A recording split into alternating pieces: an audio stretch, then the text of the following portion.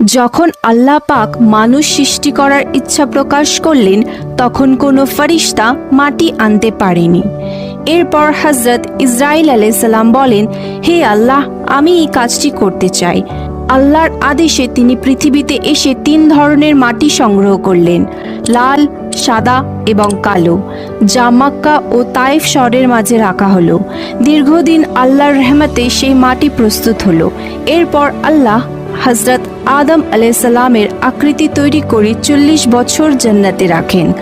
সকল ফেরেশতা সেই মূর্তিটিকে দেখতেন এবং ভাবতেন, এটি কিভাবে চলবে, কিভাবে কথা বলবে এবং কিভাবে জীবিত হবে।